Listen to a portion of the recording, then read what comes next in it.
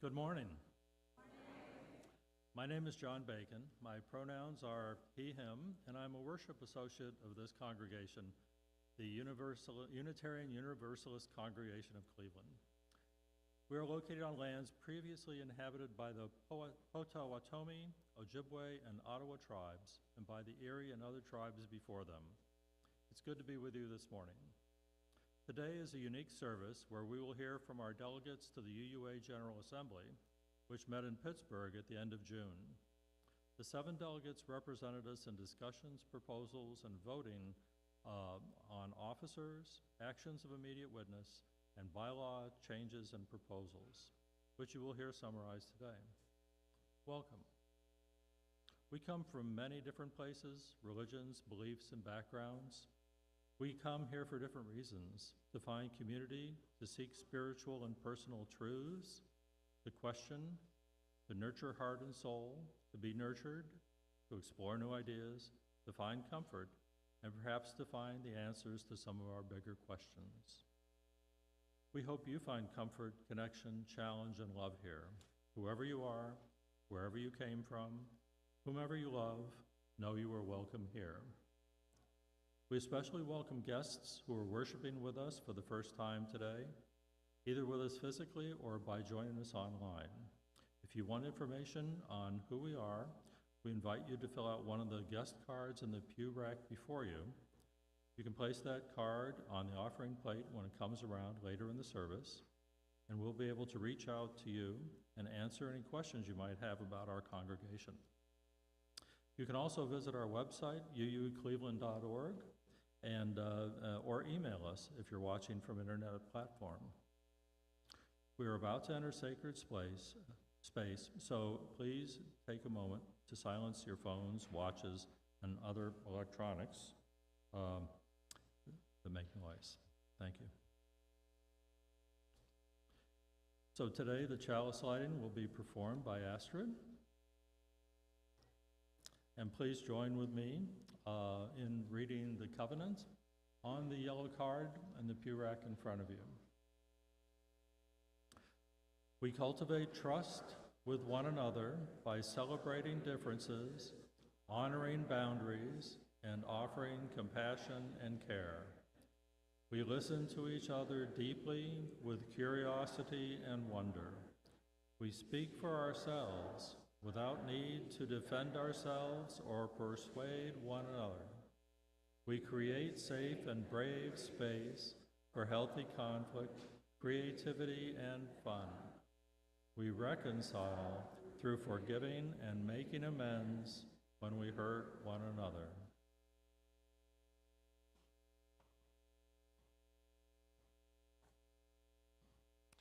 Good morning. My name is Dr. Allan, Georgia. I am the Director of Religious Education this morning, and I'm so pleased to be with all of you. Let's enter worship and sacred space this morning with these words from Reverend David Breeden. Let's be the welcome we crave. Open hearts, arms outstretched. Let's embody radical welcome, unquestioning love. Let's be the welcome we crave, deeply hearing voices and hearts. Let's be the welcome we crave, enriching understanding. Let us embody the community we crave. In the spirit of that community, we are going to have a chance to greet one another this morning, but I'll invite you also to prepare hymn number 188 in the gray hymnal, Come, Come, Whoever You Are. Good morning, and I invite you to greet those who are around you.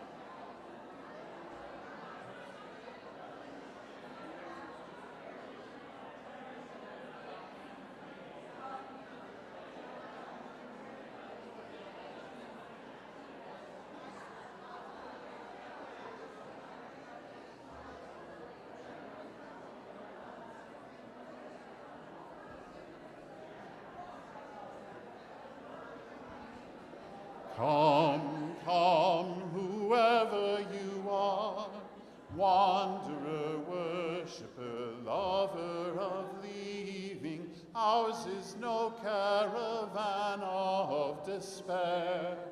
Come, yet again come. Come, come, whoever you are, wanderer, worshipper, lover of leaving, ours is no caravan of despair. Come, yet again come. One more time.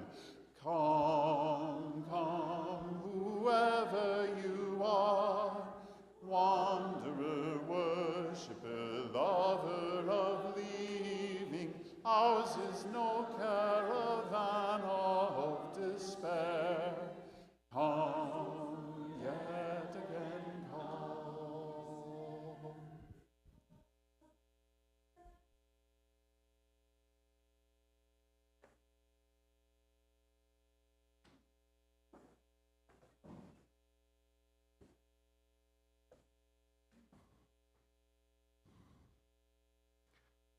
One of the ways that we embody beloved community in this space is by being a place for us to bring those cares that weigh on our hearts, both joyful and sorrowful. Into this space, we carry so many things, and this is our opportunity to acknowledge and represent them by placing a symbolic stone in a deeply symbolic pool of water. This week, we do have some specific concerns and things to raise. Marilyn Bentley has reached out, noting that she's in Fairmount Rehab Center, receiving some treatment for a stubborn bacterial infection, but she welcomes calls and can receive visitors, if you know Marilyn. We also have a care from Peggy Lagodny for good thoughts and healing for Jay, who needs to get strong enough to have a much-needed surgery. For those of us joining online this morning and in the digital realm, I invite you to share any joys and concerns that are weighing on your hearts in the chat underneath the video. For the rest of us, for those joys and cares that we bring with us today, I invite you to place a stone in the water. Come, come, whoever you are.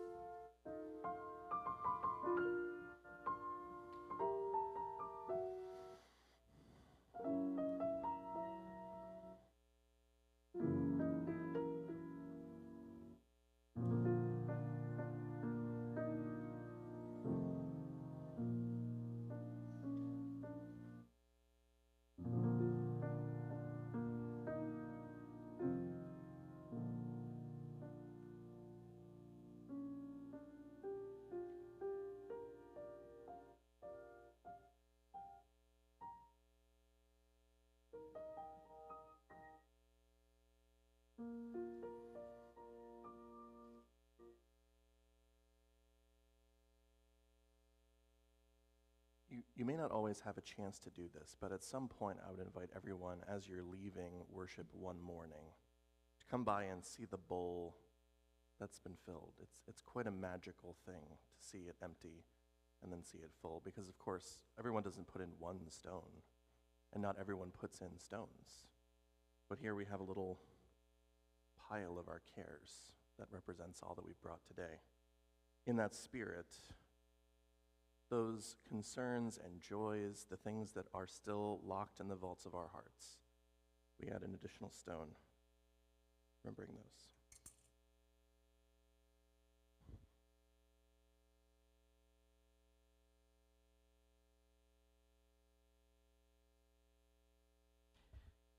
Good morning. My name's Lori Albright. My pronouns are she, her, and I served as one of 7 delegates from our congregation to our General Assembly in June in Pittsburgh this year. A couple of notes of explanation for those of us who may not be as familiar with all the inworkings of Unitarian Universalism land. The Unitarian Universalist Association is an association of all the Unitarian Universalists, or at least most of them, congregations throughout the United States of America.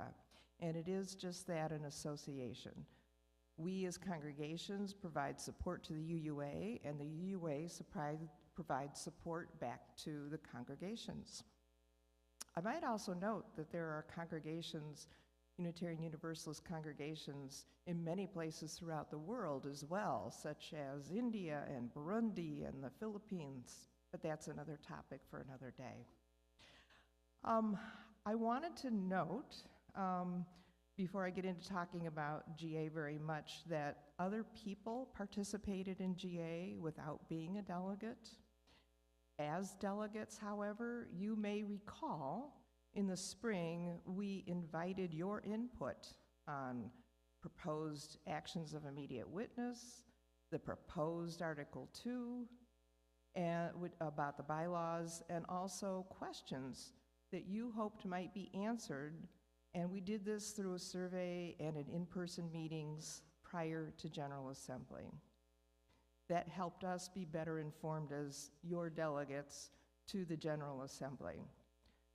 The General Assembly is an annual meeting where all the UUs from across the country come together, and that is what this is about today, is to share our experiences from the most recent one in June in Pittsburgh. It's easy to think when we join the Unitarian Universalist Congregation of Cleveland that we are simply joining a local congregation. And while that is true, our strength and our beautiful diversity comes from being part of the larger UU movement. Within our movement, we have congregational polity, which means, unlike some other faiths, we are independent congregations who may choose to associate with other UU congregations in the UUA, but no one is the boss over us. This annual event, the General Assembly, often in person, sometimes virtual, gathers up participants and delegates into one big family for 5 days with all the expected love and disagreements. So what could possibly be the motivations to participate in a General Assembly? In answer, with apologies to Tom Papa, a comedian who sometimes appears on public radio, have you ever wondered what it's like to be in a room with UUs from all over the country? Well, I have. Perhaps you have too. Have you ever thought other congregations might be working on projects like ours and wanted to share ideas? Well, I have. Perhaps you have too. Have you ever wondered what youth do at General Assembly? Well, I've wondered, and perhaps you have too. Have you ever wondered how many different identity groups there are in UU land that you might want to connect with, like Buddhist UUs, Christian UUs, Humanist UUs, Black Lives of UU, LGBTQ ministries, equal access regarding disabilities, UU Ministry for Earth National, UU Animal Ministries, and so much more. Well, I have, and perhaps you have too. Have you ever wondered how in the world thousands of people with thousands of opinions can gather in a non-governmental organization and use the messy values of democracy and actually make decisions and get things done? Well, I have. Perhaps you have too. Have you ever wondered what music and other worship elements are like in a national, inclusive UU experience? Well, I have. Perhaps you have too. Have you ever had yearnings to be exposed to new ways of thinking about what being UU means? Well, I have, and perhaps you have too. What we hope to offer in today's service is a taste of what we experienced in June in Pittsburgh. GA is both vast and intimate, loud and quiet, thoughtful and action-packed, internal and external. We can't cover it all in this limited time. Know that you can participate as a member or friend of UUCC, as a family, as a delegate, as a volunteer, as a choir member. Also know that UUCC has a scholarship, easily accessible if money is the barrier to your participation. I can personally report that the range of workshops, worship services, the business of UUA, the networking, the opportunity to be part of something larger than myself and larger than UUCC is a package that continues to appeal to me even after 6 General Assemblies over the years, and it has truly strengthened my identity as a Unitarian Universalist. Thank you.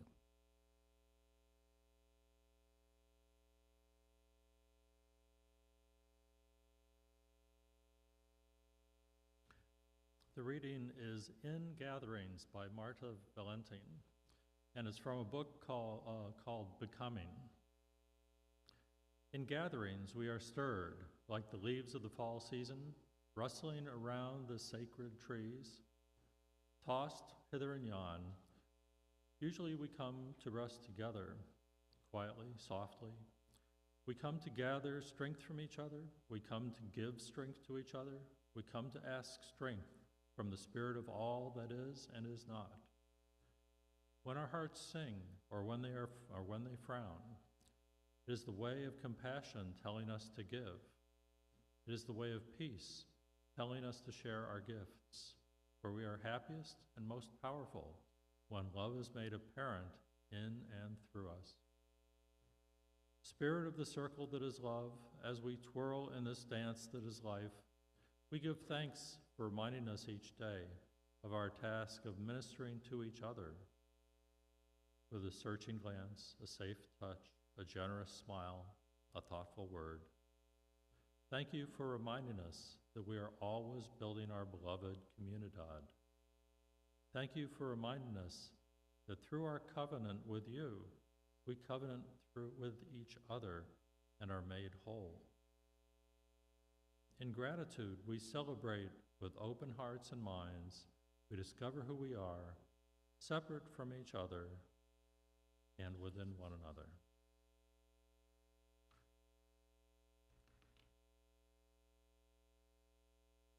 In this circle that holds all life, may we ever work toward widening its boundaries until there are none. Amen. Pause. Blessed be.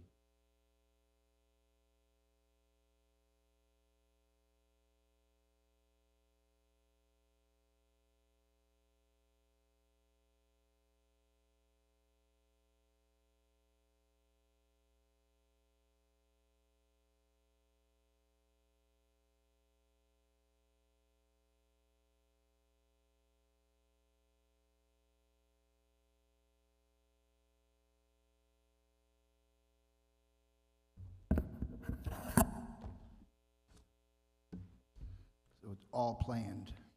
Good morning. My name is Leon Michaud, As part of my neurodivergent calling, I have a natural disposition for repeated sounds, rhythms, rhyming, and melodies. That is why singing in a choral ensemble is nourishing to my sense of self. For example, regularly participating in the UUCC choir under the inspiring leadership of Mike Carney, I have been able to nurture this part of my nature. Taking that venue to a grander scale, the idea of singing in the General Assembly choir this past year was very appealing to Pam and I. The unfamiliarity of working under a new director was quickly eclipsed by the professional leadership and enthusiasm of Cliff Harding, this year's GA music director. The chorus consisted of about 60 singers from congregations all over the country. We actually had a great representation from our congregation there too as well. We worked on various spirited songs, including the Dylan classic, The Times They Are A-Changing, Holly Near's I Am Willing, which we will all have a chance to sing real soon. And the premiere of Jan Elliker and Cliff Harding's We Can Be the Light. Singing in a large group ensemble is like being connected to the ringing of the bell during each service. But instead of the tone gradually decaying, the many voices contribute to making that oscillation grow, and the participants ride that wave of energy. Then, adding the volume of the entire congregation, one soul can reach a sacred space. It is hard to convey the feeling of participating in such an ensemble. Being a part of this collective cavern of sound, full of rich resonance and sinusoidal synthesis, I couldn't help but feel the connections. That's the engineer in me. I couldn't help but feel the connections swelling. After this experience, I believe I can now relate to a daffodil on the hillside as depicted in this verse from the poem by William Wordsworth. I wandered lonely as a cloud that floats on high o'er vales and hills, when all at once I saw a crowd, a host of golden daffodils, beside the lake, beneath the trees, fluttering and dancing in the breeze.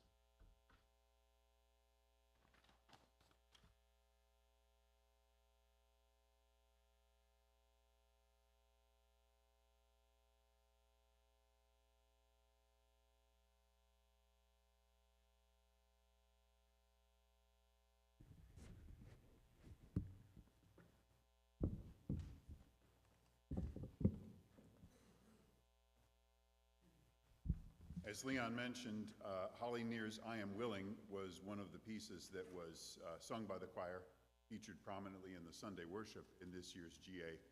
And the refrain, many of you I know have sung this song, are familiar with it. The refrain is in your order of service, the words for the refrain. And so I invite you to join us. This song starts with the refrain. So I invite you to join us right away and every time those words come back around.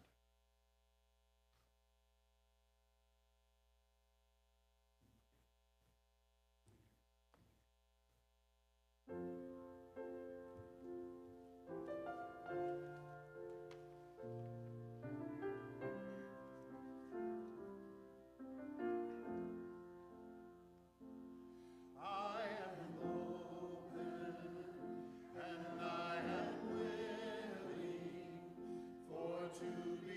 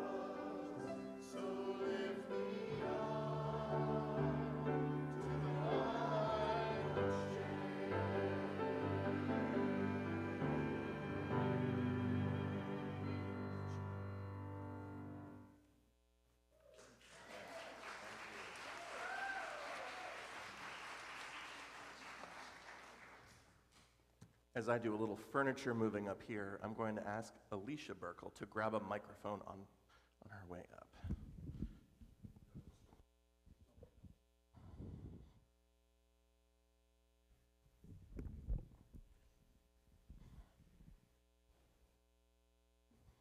All right, time for a chat. So, how was Pittsburgh? It was good.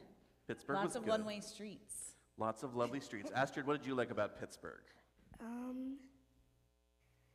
It was interesting being in a big city.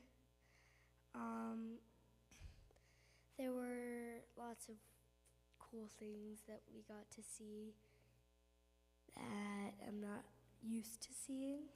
So Did you like that seeing all the was people who were there? yeah. Because all of GA was there, so there were all these people.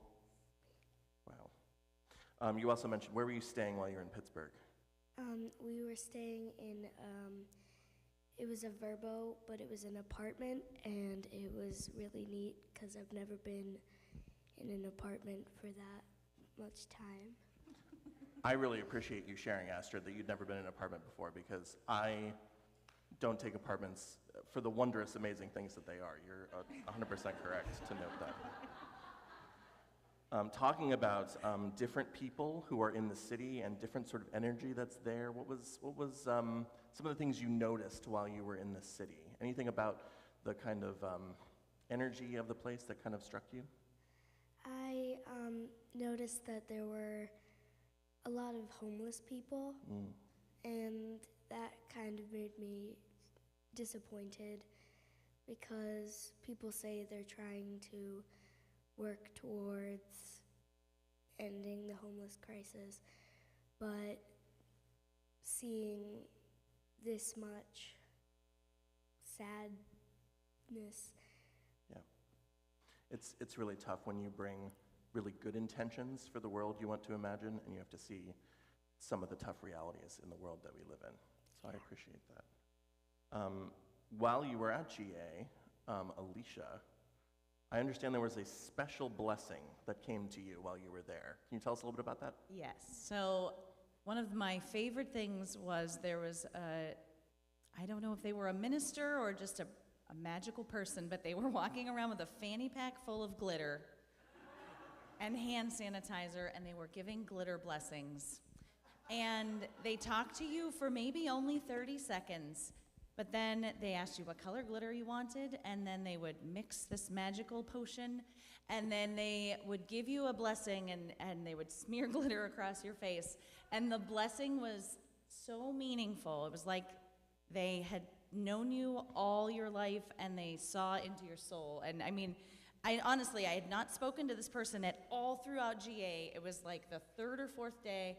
I spoke to them for maybe 30 seconds, and they gave me this blessing, and I just burst into tears while they were giving me this blessing. They gave Astrid a blessing, and I burst into tears when they gave Astrid a blessing. It was just so incredible, and it was so meaningful, and immediately filled my spiritual coffers. It was amazing, and I had glitter everywhere, but it was fantastic. Do you have other experiences in life where you were able to cry glitter before? No, I never experience? had. It was fantastic. It was amazing. That sounds pretty good. So also GA was happening right in the heart of the summer season, and I understand that one of the things that you both were able to attend was the summer solstice worship. Can you tell us a little bit about what that was like? Yes. So the I believe it was the Ministry for Earth, the larger Ministry for Earth organization, put together a summer solstice service or ceremony. Later, it wasn't actually on the solstice, but they put together a service, and it seems like it was a group of people who maybe already knew each other, and they had been doing this year over year, and they had some rituals that they had been doing every year, and I think GA kind of occurs around the same time every year, and so they bring this ritual every year, and so it was kind of neat to see this culminating thing going on. And so it was the first time, this was our first GA ever, and so we were welcomed in with open arms.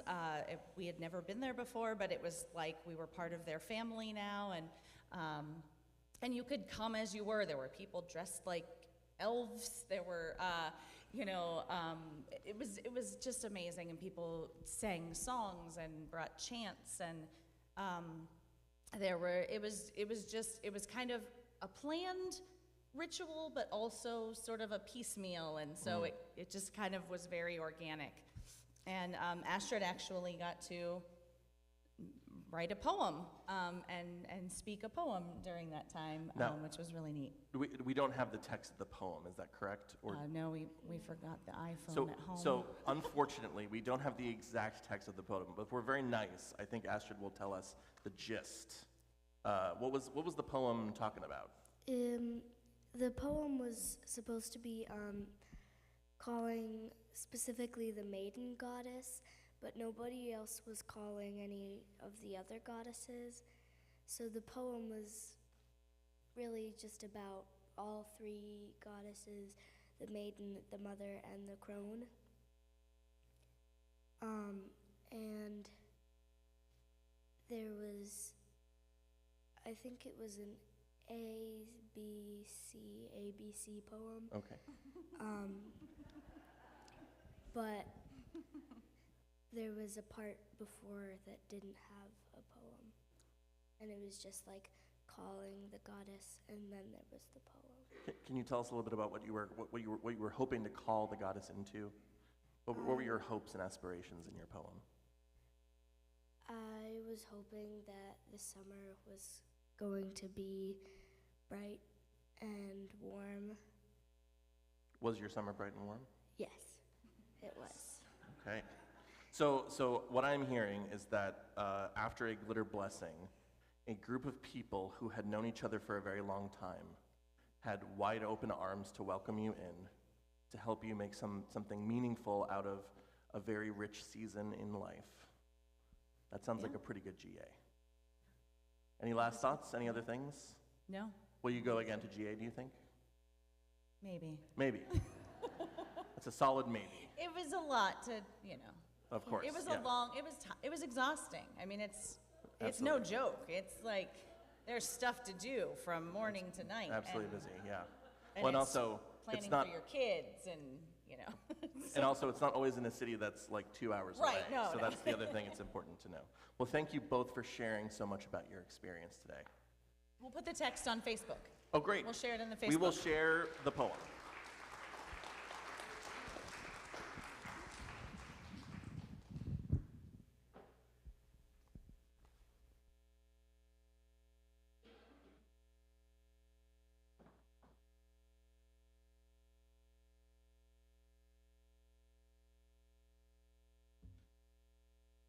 Good morning. I am Kim Littell, and I also was one of the delegates to the General Assembly in June. I will discuss actions of immediate witness. There's a typo in your order of service, so it's actions of immediate witness, or AIW. This is a statement about a significant event or development in the world that necessitates immediate engagement and action among UU member congregations and groups. When your delegates first started to learn about this year's General Assembly, there were questions on what exactly is an AIW. What does it mean to the UUA and its congregations and to us? And what do we do once one is picked? As Lori mentioned, several of you offered your input on the proposed actions of immediate witness. And after a service in the spring during social hour, we had a long list of them, and we asked for your top 3. This way we would know what your preferences were. What I was originally not aware of about General Assembly, besides that was mentioned, it was busy from morning to night, was that the delegates also had to do a lot of business prior to going there. We had the opportunity to participate in choosing the agenda topics, and the actions of immediate witness was whittled down from many to only 6 proposals, and then we were voting for 3. The 3 that got the most votes, first, I'm sorry, I skipped ahead. At General Assembly, we also had the opportunity to listen to other delegates express their opinions about the actions, why they thought you should vote for the action or why you should not vote for the action, and what it meant to them.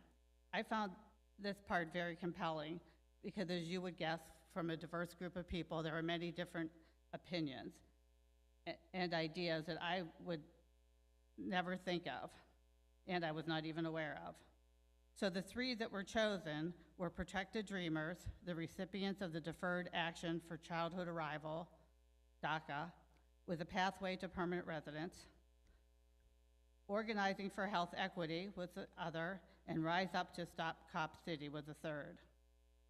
The expectation of this vote is that UUA member congregations and groups will take specific, meaningful action, and the UUA will present opportunities for member congregations to build partnerships or act in solidarity with marginalized groups beyond and within the association. So the delegates decided to help answer the question, what does this mean for us? Some of our delegates wrote articles in our newsletter about the AIWs. Just this month, there was an article on the Dreamers.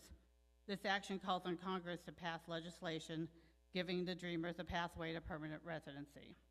It also calls on UUs to support the Dreamers in their communities and contact their members of Congress to advocate for their protection.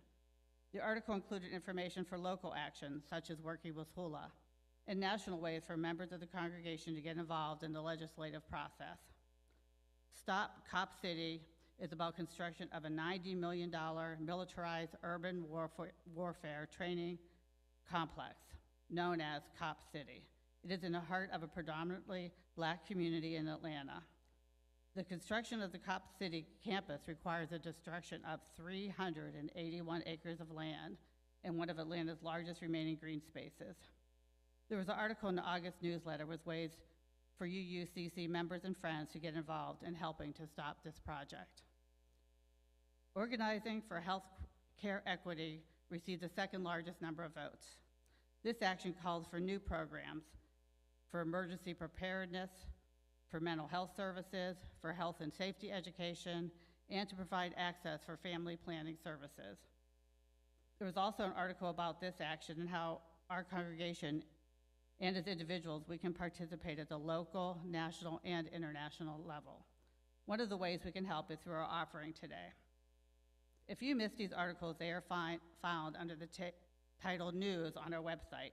They provide more detail on the action statement and how we as a congregation and individuals can participate. These are great opportunities for us to be involved in social justice for our local and wider community. Thank you.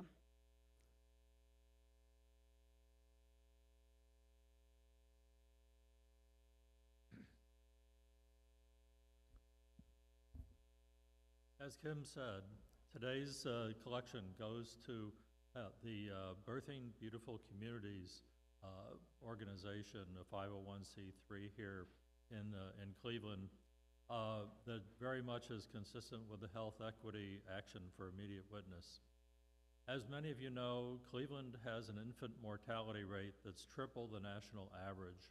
Some neighborhoods have had 5 times the amount of infant mortality compared to the national average in the United States.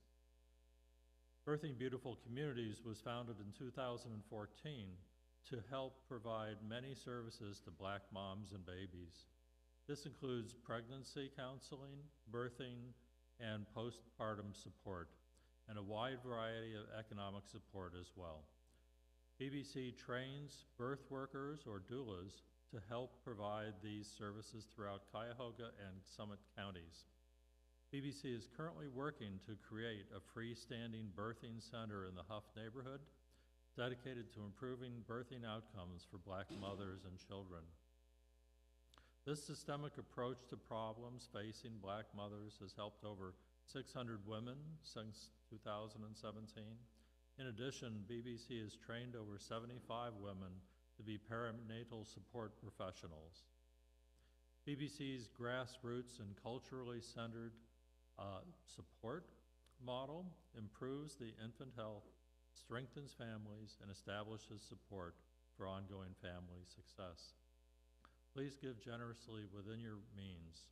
You can contribute either in the offering plate or by using the Cash App handle in the order of service and online.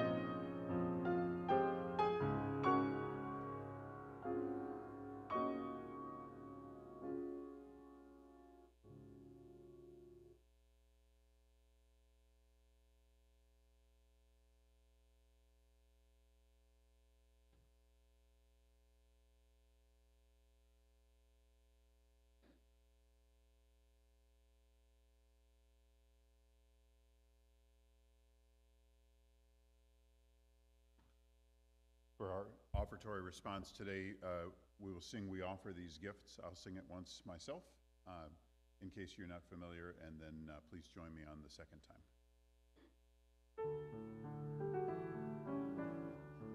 As we offer these gifts and lift up our spirits, may the care in our hearts and the work of our hands lead us to greater service and love.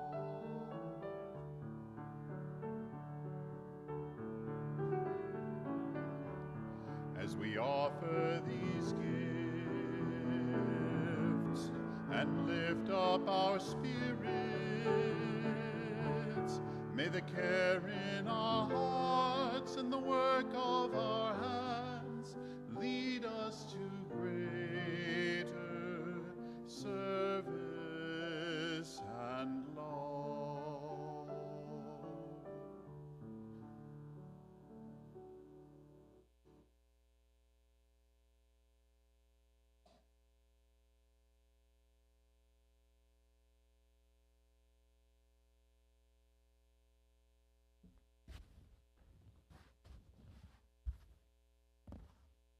My name is Suzanne Zilber, and my pronouns are she, her. When I was a congregation member in Ames, Iowa, an interim minister taught us the benefits of a relationship with the National UU Association. I have heard this congregation has reasons for only a loose connection to the UUA. At a time when progressive values and institutions are under attack, our congregation needs to be a resource to the UUA, and we need the resources of the UUA. General Assembly was a resource for me personally to reconnect with old friends and co-conspirators around fighting classism and to advertise my Class Aware workshop as a resource. I still made new friends with some very fun choir members from this congregation, other Ohioans, and at the Emma's Revolution concert. I had been looking forward to getting to know the delegates from this congregation better. However, I ended up spending most of my time with my good friend and delegate from Ames, Jamie, as I supplemented her seeing guide dog by being her guide human. Walking through the exhibitors hall, we learned about many specialty organizations, and I got on the email lists of the Women's Federation and Allies for Racial Equity. A humor group called the UU Hysterical Society had the perfect mug for me to give my like-minded son. It says, "Hold on a minute while I overthink this." Jamie and I listened to our minister from here, Randy, as a featured speaker for Side with Love, a national UU social justice group. Randy described the excellent efforts that our congregation members had made in the political sphere. We also heard award-winning author Brian Broom, who identified himself as Black and gay, speak about the value of everyone writing memoirs to share marginalized voices and experiences. In a workshop on class issues, many UUs who live or have lived in working class or poverty household shared their voices. I went into the delegate voting sessions having seen early feedback incorporated into our proposed national values statement and with colored pencils to doodle. I see the UUA as sincerely wrestling with the cutting edge of what might be possible for our faith. I believe we need them and they need us. So if you can handle getting one more email, check out the national specialty groups and sign up.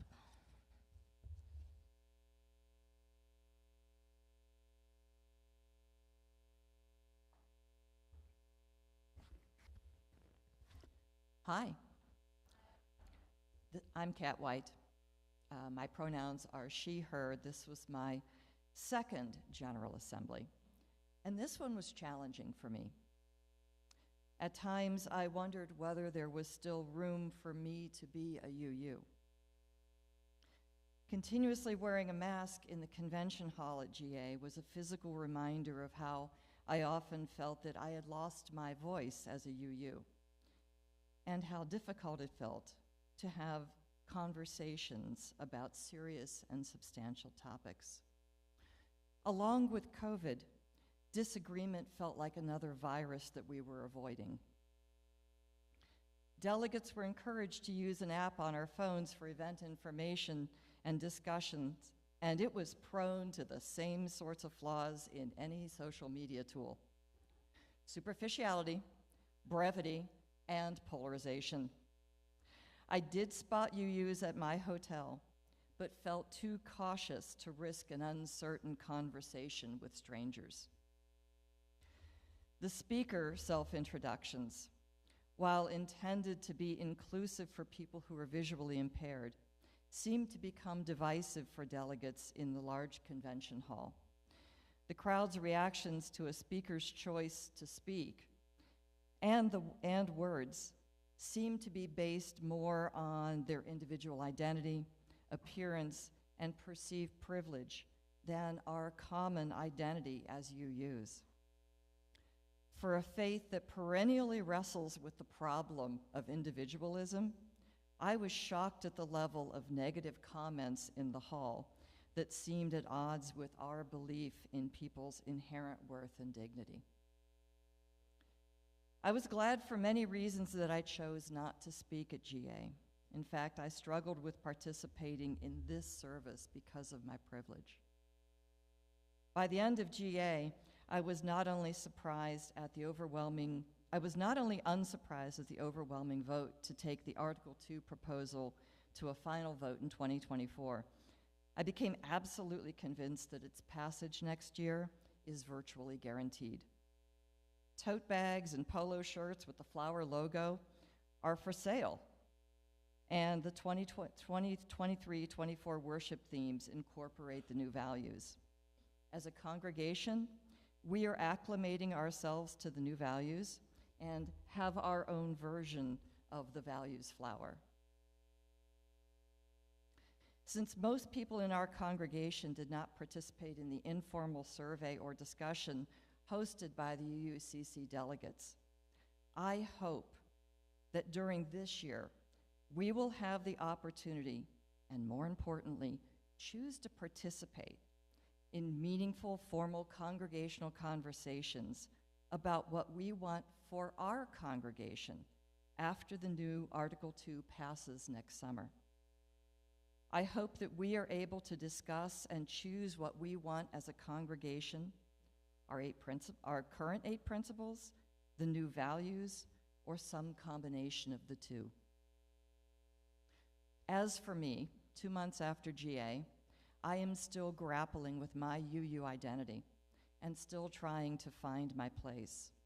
I'm connecting with more friends and having more conversations.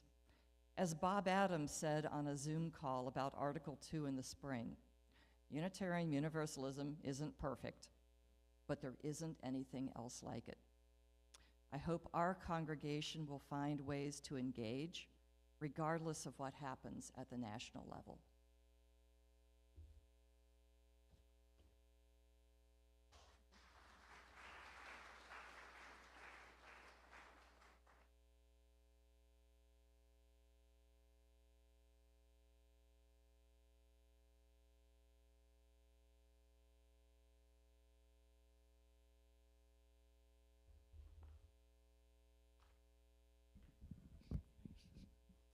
I'm Nancy King-Smith, a virtual delegate this year. As you have heard, big focus at GA this year was Article 2, which is the section of the UUA bylaws that has the purposes and principles and comes up regularly, though over decades, for review and possible change. Over the last couple of years, the Article 2 Commission has been working on making a proposal for revisions and gathering feedback, and they presented their recommendations at GA and a discussion of the amendments, and then to have a preliminary vote. So Pat, fill us in on what's happening with Article 2. Well, the proposed revision names 6 shared values, followed by a descriptive paragraph about each. and places love as a central value. If you didn't understand what Kat, I think, said, or there's a new piece of art on the other podium, and that is a description of the proposal. This would replace the 8 principles currently in use shown here on the wall, and also, hopefully they're in your pew card, there is a one of these little things which gives it in more, the 7 principles at that time in more detail. The sources, which are up here on your left, and also somewhere in the front or the back of the gray hymnal, are replaced by, they were rewritten as less specific inspirations. The purpose of the UUA in the revision is to actively engage its members in the transformation of the world through liberating love. The revision drew much discussion, criticism, and proposed amendments over the past year. Over 900 suggestions and amendments were received. The Commission approved 15 amendments for discussion and vote by this General Assembly. 5 proposed amendments were approved by delegates, and in my opinion, they were significant and positive additions. It's my hope that this will be true for additional amendments, because the process will continue through the 2024 General Assembly, at which time a final vote is expected. So what was the process like for you? The process was frustrating and disappointing. Even though this issue had drawn the most engagement from individuals and congregations, the amount of time allotted seemed too short. The process was curtailed for a lack of time after only 13 of the 15 had been presented. Lori Albright worked with members of congregations across the country on an amendment to insert inherent worth and dignity of every person into a section. The Commission vigorously recommended against it, saying that using the word worth in this context is harmful to marginalized people. Delegates rejected the amendment by a large margin. Despite these disappointments, GA was not a complete downer for me. For example, as a member of the Archives Committee here, I participated in a workshop to share and learn about archival efforts in other congregations, and stopped in at other workshops as well. And I enjoyed touching bases with some of my friends from my 8 years as a UUA board member. But by and large, 2023 will not be near the top of the 10 GAs that I've attended in the past 20 years. Nancy, what was your experience? Well, as I said, I was a virtual participant this year. I wasn't in Pittsburgh, but home on my laptop. I've been to about 8 GAs in person, and I much prefer that. But I've been a virtual delegate for several years, and I do enjoy being part of the larger UU community. That said, I found the amendment process for Article 2 to be challenging. In 2022, there had been a wonderful framing of the potential revisions with explanations and opportunity for feedback. In 2023, while many people had put in lots of time on the amendments, I agree it seemed rushed and incomplete. On reflecting on it, I'm reminded of how messy and imperfect any democratic process is. For the UUA, you have people, mostly volunteers, who are doing their best to make Unitarian Universalism the best it can be. That includes trying to make every voice heard, while recognizing that many people's voices have been marginalized in the past. You have several thousand delegates who are trying to represent their congregations, and 4 to 5 days to try to get agreement on the path forward. Over the years, I've been both inspired and frustrated by that process, and this year was no exception. I see it as a huge learning lab for participatory democracy in all its possibility and imperfection. Well, Nancy, what do you think this means for the UUCC? Well, to bring it home, as Kat said, I see this year as an opportunity for our congregation to get more engaged in understanding the changes that are being proposed for Article 2, how they fit for our congregation. Next year's delegates will be tasked with voting the revisions up or down. And no matter how the vote turns out, and I agree with Kat that it looks like it's marching towards approval in 2024, our congregation can decide how we want to engage with the revision as well as the historical principles we know so well. We can have real conversations about what it means to be a UU, how we want the values to be reflected at UUCC, how we relate to the larger movement, and what democracy looks like. So next year's GA will be all virtual, and I know from my experience of both versions that it will mean extra effort, both ahead of time to prepare and to get ready, and then to commit the time and focus to be fully engaged during the sessions. UUA has learned a lot about how to do that well. We all have in the age of Zooming, but it takes a commitment to do that when you're at home. The business sessions can be daunting, but they are set among inspiring worship services, informational workshops, opportunities to connect with other delegates, and great music such as Emma's Revolution that we heard last week.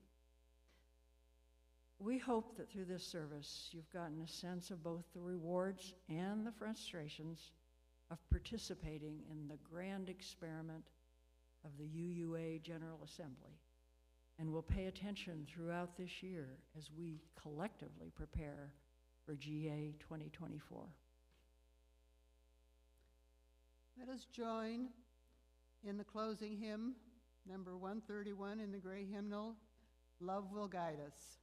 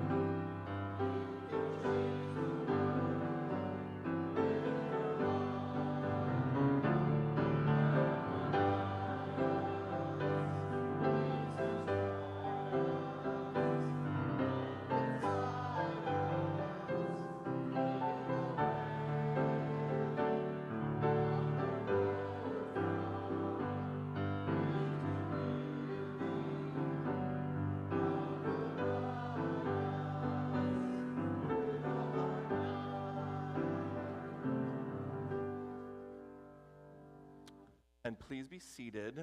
I promise you we're almost done. And sorry for some additional time for some really tough and many-dimensional elements that took more time this morning. A few announcements for this week, but the most crucial one, the most important one, the one I really want to invite everyone into is, if you have not signed up for our email newsletter, that is where all the information is updated. That is the most up-to-date venue. And now, because of the wonderful work of Kat White, there is a really easy subscribe button on the top right of the webpage. If you have questions, if you have concerns, you're looking for specifics about where a thing is or when it's happening, that is your information. So a first one is to remind you about that. Also, there is a QR code on your order of service. That is not a contact tracing code. That is a tending covenant team recommendation form. Oh, I'm sorry, there are two. Okay. So, even more important, one of them is for nominating people for the tending covenant team form. So essentially, this is our invitation to you to share the names of a couple of people in the congregation that you would trust in a conflict situation. After this Wednesday, the board will begin reaching out to folks about serving in this important new ministry. So please take a moment today. We really would deeply appreciate all of your insights on this. Couple of RE-specific things. First off, YRE starts next week. So we are amping right up, and there's all kinds of exciting things in the hopper for this year, including a youth con that's being planned for November, and some new, a big thing we are doing this year is we are going to try to make it really easy to engage and volunteer in our classrooms. So hopefully have a big, diverse group of people who are willing to be with us and create intentional learning in our community. Additionally, if you would like to get into the very nerdy, granular of UU history and theology, Reverend Randy and myself are going to be leading, we're going to call it a class. There's going to be a decent amount of content sharing, but there's also going to be plenty of discussion and more enriching activities. That is going to start next evening. So this is on Sunday evenings. If you are interested, email me and I will add you to our class list, and we will be in touch as we get to Sunday with any additional specifics. Finally, as you can tell, a lot went into today's service, including many processes that involved national conversations and all sorts of other things.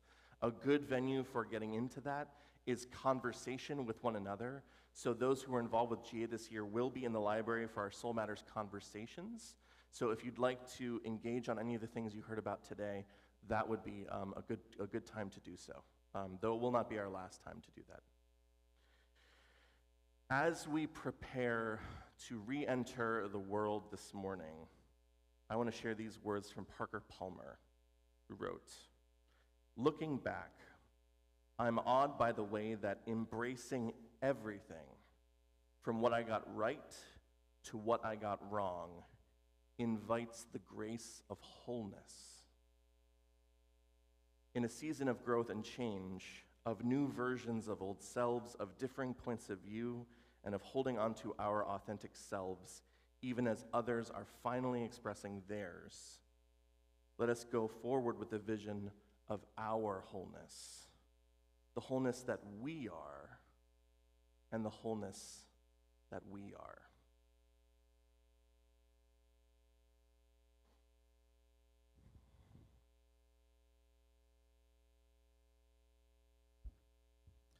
Please join me in the extinguishing the chalice reading on the yellow card in your pews. We extinguish this flame, but not the light of truth, the warmth of community, or the fire of commitment. These we carry in our hearts until we are together again.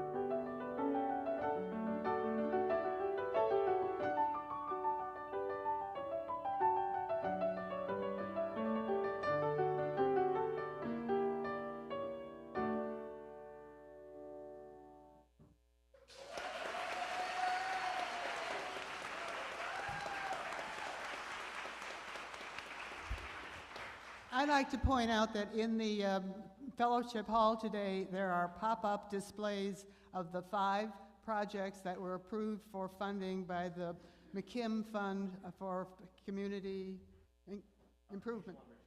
Yes. And so you may want to take a look at those too as well. All right, nice job. Everybody, yes. Yes. That was a nice reading for the... It was, wasn't it? It worked out very well. Yeah. So, are these yours? Do you want them, or shall I just recycle them? I need to keep them for my... Okay, great.